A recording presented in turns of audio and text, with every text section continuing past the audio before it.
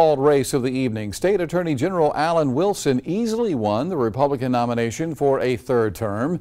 Wilson beat State Representative Todd Atwater by a wide margin tonight.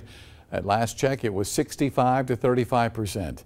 Atwater hammered Wilson on ethics, though, saying he tried to stop the prosecution of a political consultant he once used after giving the case to a different prosecutor.